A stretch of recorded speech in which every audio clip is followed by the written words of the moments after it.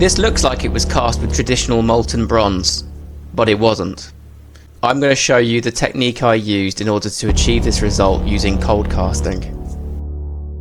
If you haven't seen part 1 to this video, please check it out in the description first. Here I go through the process that I take in order to create the mould. Creating the initial cast in resin looked cool, but what I really wanted to do was create it in bronze. With a little research online, I came across this technique called cold casting, where you basically take atomized powdered bronze and mix it with resin, which when buffed will look like real metal, because it is real metal. So let's get started. Here I am with the silicone mould that I created in the last video, and I'm going to coat it with a coating of silicone release spray. This is so that when I do the casting it doesn't stick to the inside and I get a nice easy release. As you can see, I'm applying it quite liberally, but you don't want to go overboard because adding too much can end up getting caught in all the crevices, which can actually deduct from the detail of the cast. Next I'm taking my bronze powder. You want to basically, well, I've read online that you basically want to coat this on the inside of your mould. It'll actually stick to the inside, especially with the silicone release spray. It seems to just kind of bond with it pretty well, and you want to just kind of create like a thin coating on the inside of the mould. It's very important, this step, because if you don't do this, what you end up with is like a mixture of the resin and the bronze powder, but you don't get that kind of thin metallic layer on the outside. You just get kind of like a watered down version of it. So this basically helps to create like a decent enough layer of metal on the outside, which is what you want, because you want to be able to buff it and actually get some shine. Now I've got enough powder in there now, pretty much. I want to be able to just like shake it around. It's good to get like quite a decent amount in there and then just kind of roll it around inside of the mold so that you're hitting all of the spots. You want to make sure that it's really, you know, like a sort of an even layer across the whole area. Otherwise you're going to get some patches where, you know, you're going to have less metal and it's not going to look good. Tapping it gently helps to distribute the powder around the mould. Here I noticed there were some spots that I missed, and a really good way to find out whether you've missed any areas is just to hold the silicone up to the light. You'll actually be able to see areas that are too thin, and you can just add more powder into those areas. Now I'm making sure to tip any of the excess out, because you don't want any of the excess to be in there, because otherwise it won't properly cure and it will just basically crumble. You want the resin to be able to go in there and actually bind the whole thing together, and if you've got too much loose powder in there, it's not going to bind well. So I finished the powder layer now, as you can see, and you can see there's a nice even coating throughout the whole mould. You can see there's no light passing through it, and it's going to come out really nicely because you've got a thick layer of powder there now. Here I am getting ready to mix my resin together. This is a 1:1 ratio of Zencast P2, and you want to make sure that like you get the ratio, you know, as spot on as possible. Otherwise you're going to end up with casting problems, you know, where it doesn't fully cast. And I've actually did this in one of my experiments where the cast didn't actually fully cure. It just became like really spongy. So I'm just checking to make sure that the levels are exactly the same. As you can see, I've tied the silicone mold together. The two parts are like held together now with rubber bands. I haven't found a better way of doing this, but this seems to actually work pretty well. It does seem to hold the whole thing together, and I don't seem to get any leaks. I'm just getting ready to pour this now, because I need to mix these two parts together, and the working time of this resin is super fast. It's like 3 minutes, so I have to be really quick, which is why I'm kind of hesitating here, because I want to make sure I'm doing everything correct.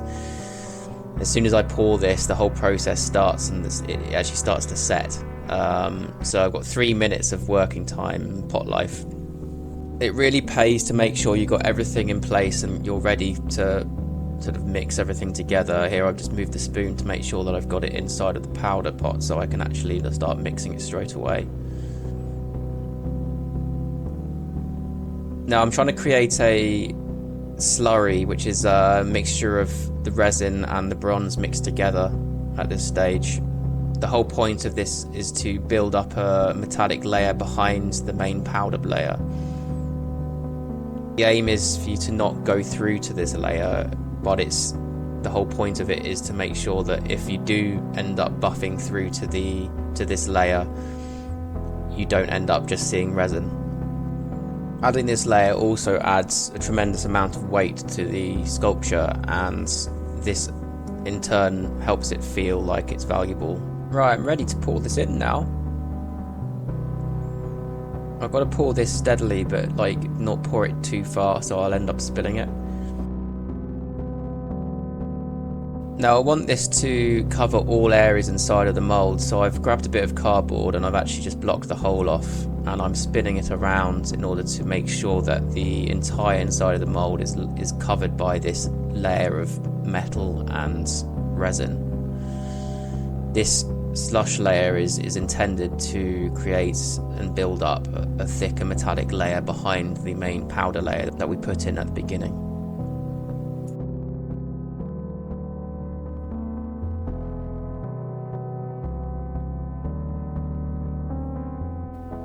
Next, I've got to backfill the remaining space inside of the mould. So I'm mixing up some more of the Zencast P2. The reason why I'm adding dye to this is because the resin turns white when it's fully cured, and we don't want to be seeing that through any of our metallic layers. Right, here I am filling up the remaining space inside of the mould, and yet again I'm rotating the mould to make sure that the resin gets into every single remaining crevice. Pouring it slowly, not going too crazy. Even though the resin does cure pretty quickly, you've got to take your time with this, because otherwise you end up just making a mess everywhere really. So right, time to demold it all. I'm very excited here. Let's have a look how the result came out. And there you go. My first cold cast. Not a bad result, I must say. I was pretty happy. You'll notice quite severe flashing around the edge of the cast, and this was actually just because the mould that I created wasn't tight enough. The two halves of the mould actually sealed together and I had to cut the two open. So if I had made a better mould, this would go away, or at least it would be not as bad. And now I'm taking some wire wool, and it's very important that you get the 0000 wool. I don't know how to say it. It's four zeros. And I'm just taking this and I've just polished it up basically, being careful not to go too hard because you don't want to get through the top metallic layer. One thing I didn't like about the way that it was looking was there was a lack of contrast. Everything was kind of at the same value, and what you can do with this is you can take some Liver of Sulphur and actually fast track the weathering that you would get in all of the crevices. This actually dyes the metal, and as you can see here, it's added a little bit of contrast between the eyes,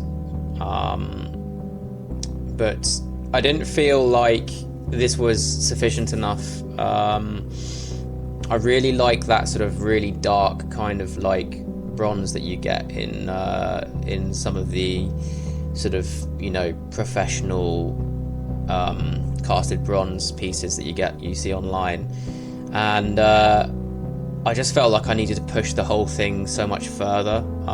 In fact, in a lot of ways I feel like the reflectivity kind of cheapens it to a certain degree, so I went overboard on this one, and I really think it's added to the value. The quality is just so much better.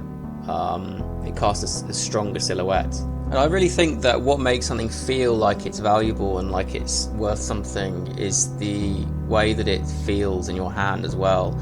The weight alone just screams quality, and I'm still astounded at the results that you can achieve cold casting. I can definitely improve this still.